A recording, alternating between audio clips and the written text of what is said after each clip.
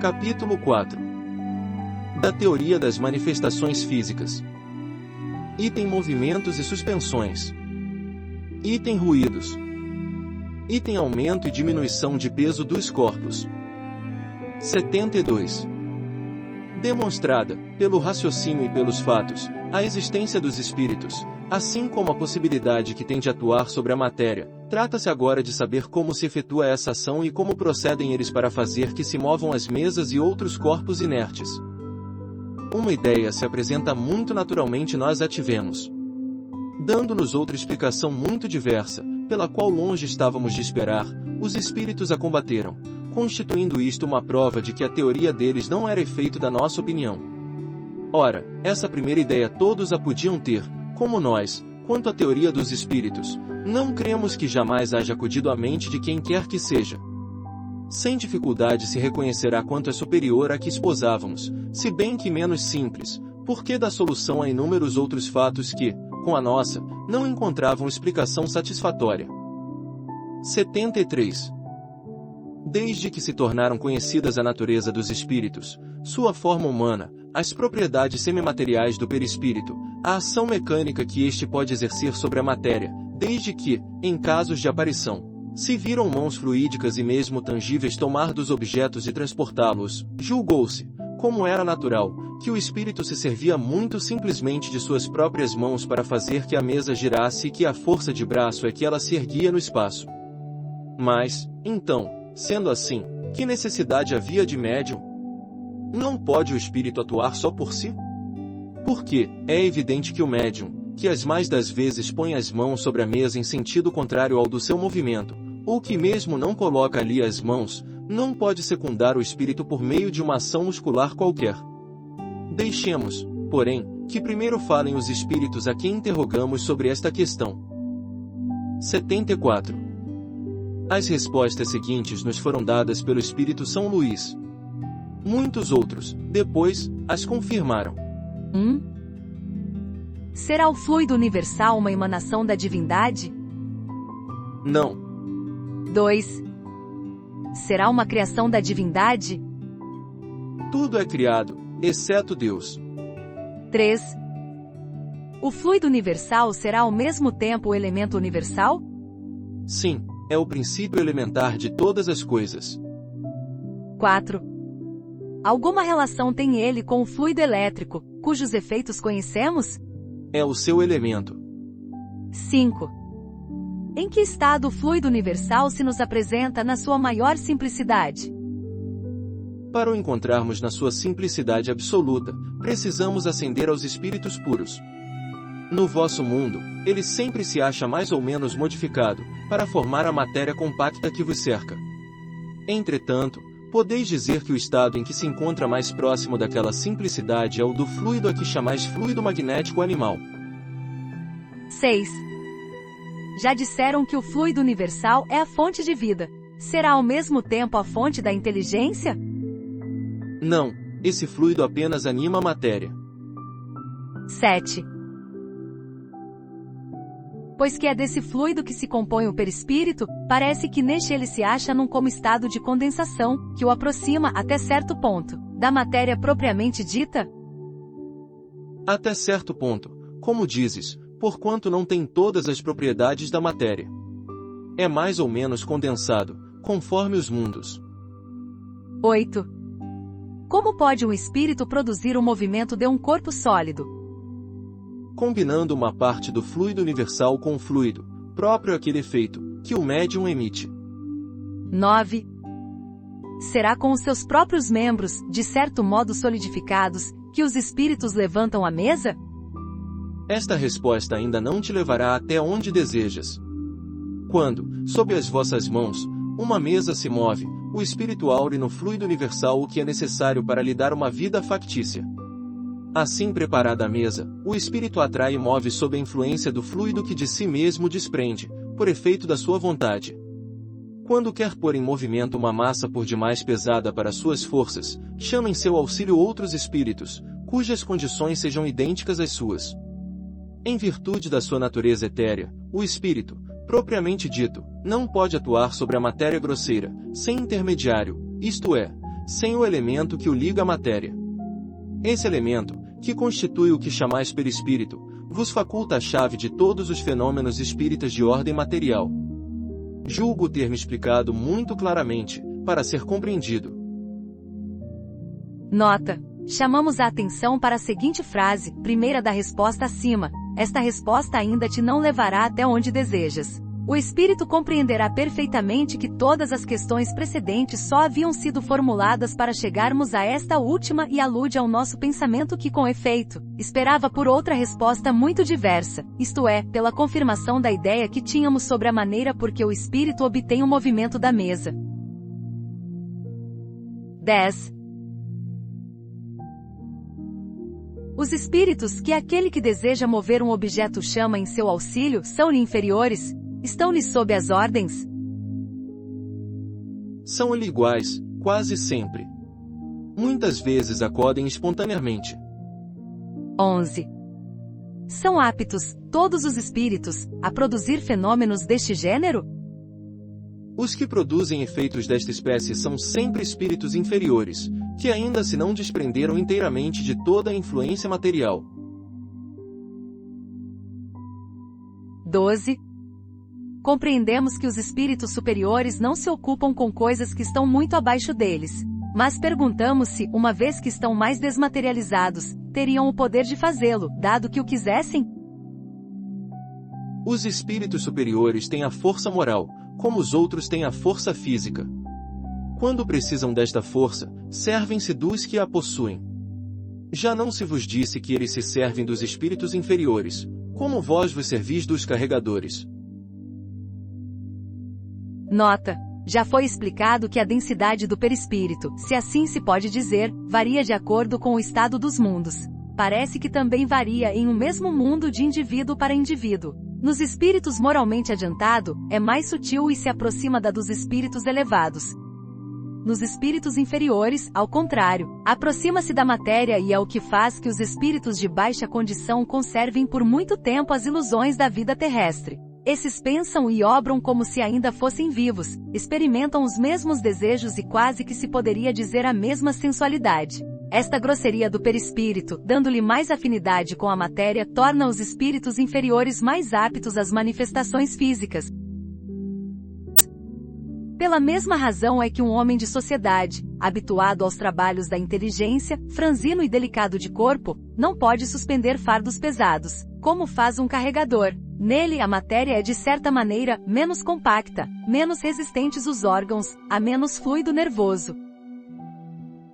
Sendo o perispírito para o espírito, o que o corpo é para o homem e como a sua maior densidade corresponde menor inferioridade espiritual, essa densidade substitui no espírito a força muscular, isto é, dá-lhe, sobre os fluidos necessários às manifestações, um poder maior do que o de que dispõe aqueles cuja natureza é mais etérea. Querendo o espírito elevado produzir tais efeitos, faz o que entre nós fazem as pessoas delicadas, chama para executá-los um espírito do ofício.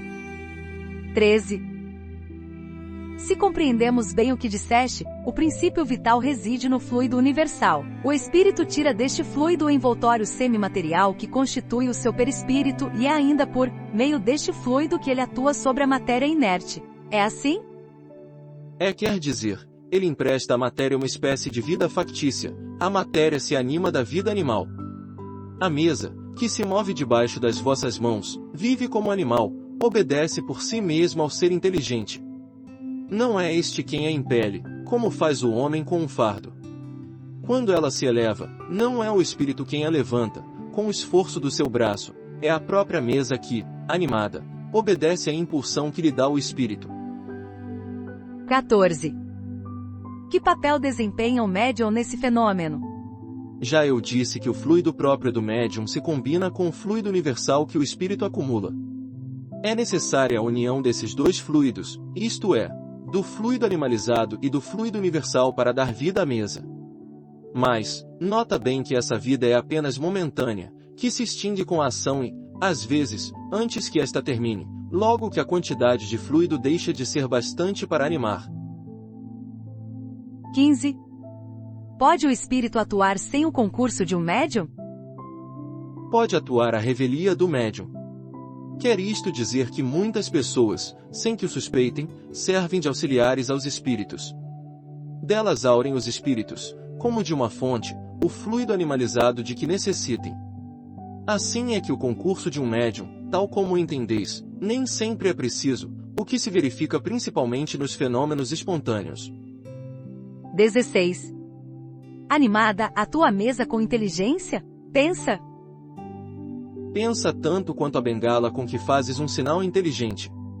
Mas, a vitalidade de que se acha animada lhe permite obedecer à impulsão de uma inteligência.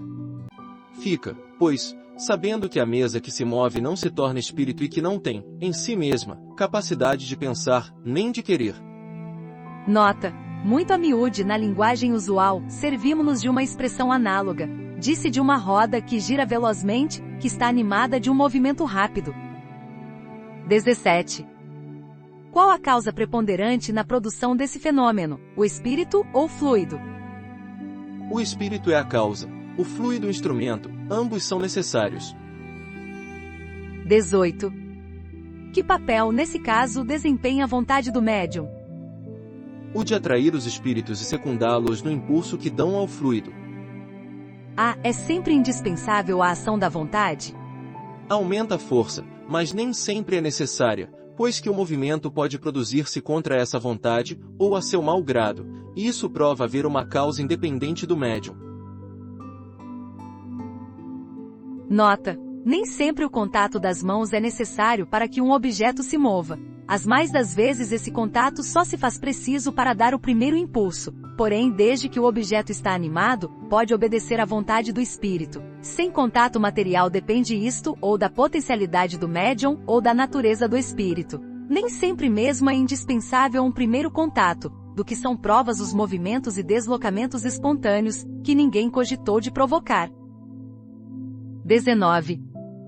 Por que é que nem toda gente pode produzir o mesmo efeito e não tem todos os médiuns o mesmo poder? Isto depende da organização e da maior ou menor facilidade com que se pode operar a combinação dos fluidos. Influi também a maior ou menor simpatia do médium para com os espíritos que encontram nele a força fluídica necessária. Dá-se com esta força o que se verifica com a dos magnetizadores, que não é igual em todos. A esse respeito, há mesmo pessoas que são de todo refratárias, outras com as quais a combinação só se opera por um esforço de vontade da parte delas, outras, finalmente, com quem a combinação dos fluidos se efetua tão natural e facilmente, que elas nem dão por isso e servem de instrumento a seu mau grado, como atrás dissemos. Veja aqui adiante o capítulo das manifestações espontâneas. Nota. Estes fenômenos têm sem dúvida por princípio o magnetismo, porém, não como geralmente o entendem. A prova está na existência de poderosos magnetizadores que não conseguiram fazer que uma pequenina mesa se movesse e na de pessoas que não logram magnetizar a ninguém, nem mesmo a uma criança, às quais, no entanto, basta que ponham os dedos sobre uma mesa pesada para que esta se agite. Assim, desde que a força mediúnica não guarda proporção com a força magnética, é que outra causa existe. 20. As pessoas qualificadas de elétricas podem ser consideradas médios? Essas pessoas tiram de si mesmas o fluido necessário à produção do fenômeno e podem operar sem o concurso de outros espíritos. Não são, portanto, médiuns, no sentido que se atribui a esta palavra. Mas, também pode dar-se que um espírito as assista e se aproveite de suas disposições naturais. Nota. Sucede com essas pessoas o que ocorre com os sonâmbulos, que podem operar com ou sem o concurso de espíritos estranhos. Veja-se no capítulo dos médios, o artigo relativo aos médios sonambúlicos. 21. O espírito que atua sobre os corpos sólidos para movê-los, se coloca na substância mesma dos corpos, ou fora dela? Dá-se uma e outra coisa. Já dissemos que a matéria não constitui obstáculos para os espíritos. Em tudo eles penetram. Uma porção do perispírito se identifica, por assim dizer, com o objeto em que penetra. 22. Como faz o espírito para bater? Serve-se de algum objeto material? Tanto quanto dos braços para levantar a mesa. Sabes perfeitamente que nenhum martelo tem o espírito à sua disposição. Seu martelo é o fluido que, combinado, ele põe em ação, pela sua vontade, para mover ou bater. Quando move um objeto, a luz vos dá a percepção do movimento. Quando bate, o ar vos traz o som. 23. Concebemos que seja assim, quando o espírito bate num corpo duro, mas como pode fazer que se ouçam ruídos, ou sons articulados na massa instável do ar? Pois que é possível atuar sobre a matéria, tanto pode ele atuar sobre uma mesa, como sobre o ar. Quanto aos sons articulados, pode imitá-los, como pode fazer com quaisquer outros ruídos. 24. Dizes que o espírito não se serve de suas mãos para deslocar a mesa. Entretanto, já se tem visto em certas manifestações visuais aparecerem mãos a dedilhar um teclado, a percutir as teclas e a tirar dali sons. Neste caso, o movimento das teclas não será devido, como parece, à pressão dos dedos. E não é também direta e real essa pressão, quando se faz sentir sobre nós, quando as mãos que a exercem deixam marcas na pele? Não podeis compreender a natureza dos espíritos nem a maneira por que atuam, senão mediante comparações, que de uma e outra coisa apenas vos dão ideia incompleta, e errareis sempre que quiserdes assimilar aos vossos os processos de que eles usam. Estes, necessariamente, hão de corresponder à organização que lhes é própria.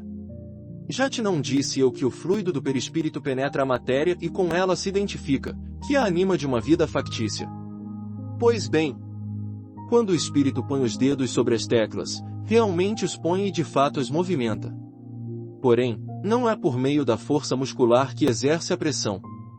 Ele as anima, como faz com a mesa, e as teclas, obedecendo-lhe à vontade, se abaixam e tangem as cordas do piano. Em tudo isto uma coisa ainda se dá, que difícil vos será compreender, é que alguns espíritos tão pouco adiantados se encontram e, em comparação com os espíritos elevados, tão materiais se conservam, que guardam as ilusões da vida terrena e julgam obrar como quando tinham um corpo de carne. Não percebem a verdadeira causa dos efeitos que produzem, mais do que um camponês compreende a teoria dos sons que articula. Perguntai-lhes como é que tocam piano e vos responderão que batendo com os dedos nas teclas, porque julgam ser assim que o fazem. O efeito se produz instintivamente neles, sem que saibam como, se bem lhes resulte da ação da vontade. O mesmo ocorre quando se exprimem por palavras. Nota: destas explicações decorre que os espíritos podem produzir todos os efeitos que nós outros homens produzimos, mas por meios apropriados à sua organização. Algumas forças que lhes são próprias substituem os músculos de que precisamos para atuar, da mesma maneira que para um mudo, o gesto substitui a palavra que lhe falta. 25. Entre os fenômenos que se apontam como probantes da ação de uma potência oculta, alguns evidentemente contrários a todas as conhecidas leis da natureza. Nesses casos, não será legítima a dúvida? É que o homem está longe de conhecer todas as leis da natureza. Se as conhecesse todas, seria espírito superior. Cada dia que se passa desmente os que, supondo tudo saberem, pretendem impor limites à natureza, sem que por isso, entretanto, se tornem menos orgulhosos. Desvendando-lhe, incessantemente, novos mistérios, Deus adverte o homem de que deve desconfiar de suas próprias luzes, porquanto o dia virá em que a ciência do mais sábio será confundida. Não tendes todos os dias, sob os olhos, exemplos de corpos animados de um movimento que domina a força da gravitação? Uma pedra, atirada para o ar, não sobrepuja momentaneamente aquela força?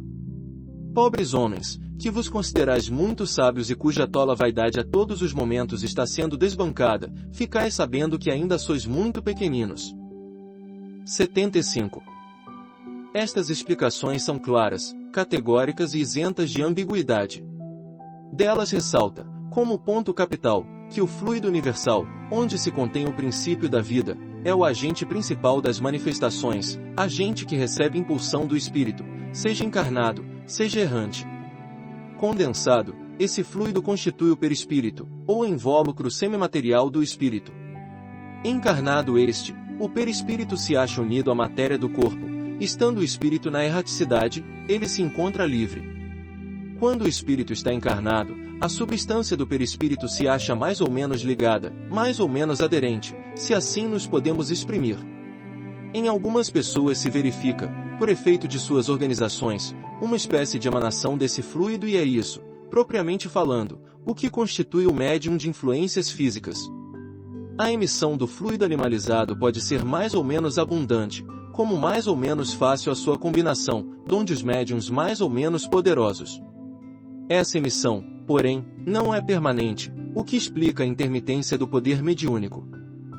76.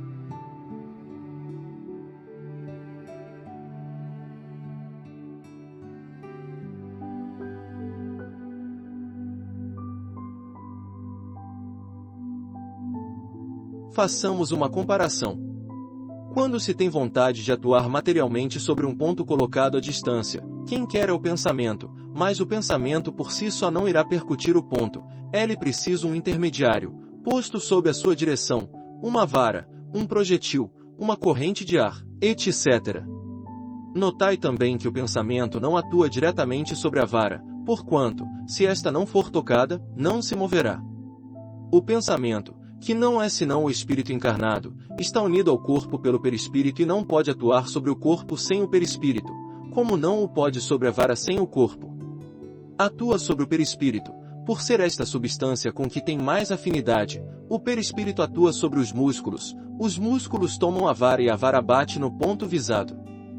Quando o espírito não está encarnado, faz-se-lhe mister um auxiliar estranho e este auxiliar é o fluido, mediante o qual torna ele o objeto, sobre que quer atuar, apto a lhe obedecer à impulsão da vontade.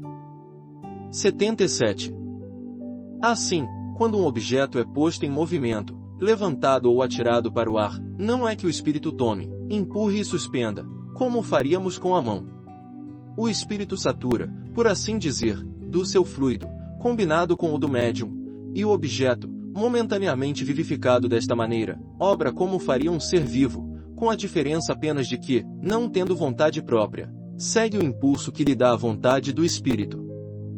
Pois que o fluido vital, que o espírito, de certo modo, emite, dá vida factícia e momentânea aos corpos inertes, pois que o perispírito não é mais do que esse mesmo fluido vital, segue-se que, quando o espírito está encarnado, é ele próprio quem dá vida ao seu corpo, por meio do seu perispírito, conservando-se unido a esse corpo, enquanto a organização deste o permite. Quando se retira, o corpo morre. Agora, se, em vez de uma mesa, esculpirmos uma estátua de madeira e sobre ela atuarmos, como sobre a mesa, teremos uma estátua que se moverá, que baterá, que responderá com os seus movimentos e pancadas. Teremos, em suma, uma estátua animada momentaneamente de uma vida artificial. Em lugar de mesas falantes, ter-se-iam estátuas falantes. Quanta luz esta teoria não projeta sobre uma imensidade de fenômenos até agora sem solução! Quantas alegorias e efeitos misteriosos ela não explica! 78.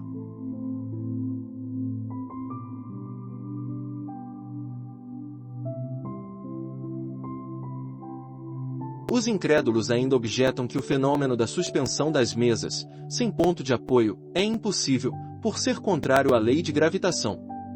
Responder-lhes-emos que, em primeiro lugar, a negativa não constitui uma prova, em segundo lugar, que, sendo real o fato, pouco importa contraria ele todas as leis conhecidas, circunstância que só provaria uma coisa, que ele decorre de uma lei desconhecida e os negadores não podem alimentar a pretensão de conhecerem todas as leis da natureza. Acabamos de explicar uma dessas leis, mas isso não é razão para que eles a aceitem, precisamente porque ela nos é revelada por espíritos que despiram a veste terrena, em vez de o ser por espíritos que ainda trazem essa veste e têm assento na academia. De modo que, se o espírito de Arago, vivo na terra, houvesse enunciado essa lei, eles a teriam admitido de olhos fechados, mas, desde que vem do espírito de Arago, morto, é uma utopia. Por que isto? Porque acreditam que, tendo Arago morrido, tudo que nele havia também morreu.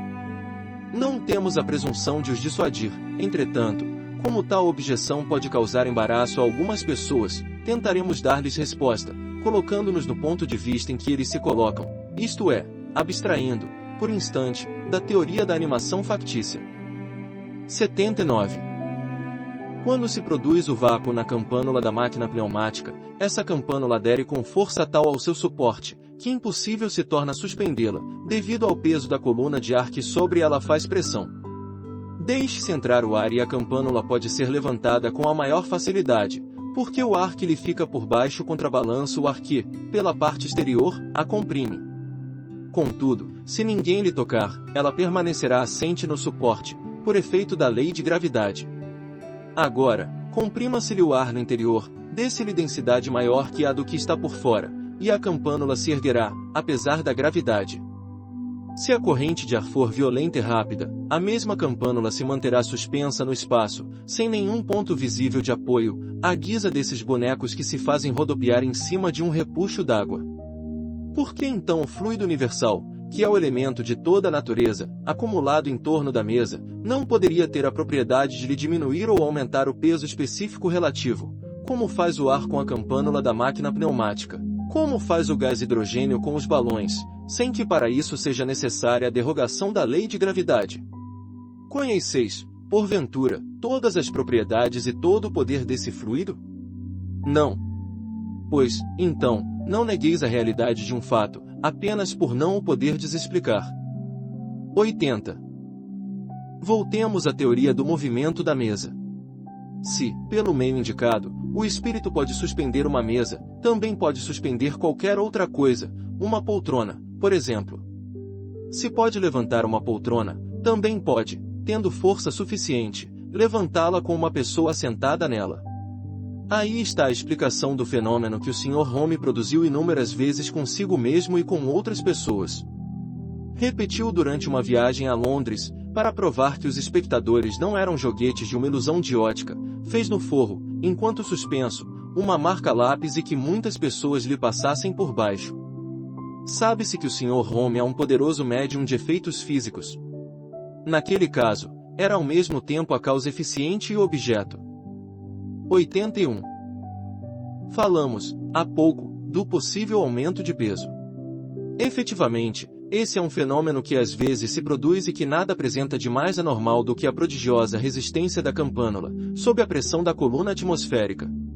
Tem-se visto, sob a influência de certos médiuns, objetos muito leves oferecerem idêntica resistência e, em seguida, cederem de repente ao menor esforço. Na experiência de que acima tratamos, a campânula não se torna realmente mais nem menos pesada em si mesma, mas parece ter maior peso, por efeito da causa exterior que sobre ela atua. O mesmo provavelmente se dá aqui. A mesa tem sempre o mesmo peso intrínseco, porquanto sua massa não aumentou, porém, uma força estranha se lhe opõe ao movimento e essa causa pode residir nos fluidos ambientes que a penetram, como reside no ar a que aumenta ou diminui o peso aparente da campânula. Fazei a experiência da campânula pneumática diante de um campone ignorante, incapaz de compreender que o que atua é o ar, que ele não vê, e não vos será difícil persuadi-lo de que aquilo é obra do diabo. Dirão talvez que, sendo imponderável esse fluido, um acúmulo dele não pode aumentar o peso de qualquer objeto. De acordo, mas notai que, se nos servimos do termo acúmulo, foi por comparação, não porque assimilemos em absoluto aquele fluido ao ar. Ele é imponderável, seja. Entretanto, nada prova que o é. Desconhecemos a sua natureza íntima e estamos longe de lhe conhecer todas as propriedades. Antes que se houvesse experimentado a gravidade do ar, ninguém suspeitava dos efeitos dessa mesma gravidade. Também a eletricidade se classifica entre os fluidos imponderáveis. No entanto, um corpo pode ser fixado por uma corrente elétrica e oferecer grande resistência a quem queira suspendê-lo. Tornou-se, assim, aparentemente mais pesado. Fora é lógico afirmar-se que o suporte não existe, simplesmente por não ser visível. O espírito pode ter alavancas que nos sejam desconhecidas. A natureza nos prova todos os dias que o seu poder ultrapassa os limites do testemunho dos sentidos. Só por uma causa semelhante se pode explicar o singular fenômeno, tantas vezes observado, de uma pessoa fraca e delicada levantar com 2 dedos, sem esforço e como se tratasse de uma pena, um homem forte e robusto, juntamente com a cadeira em que está assentado. As intermitências da faculdade provam que a causa é estranha à pessoa que produz o fenômeno.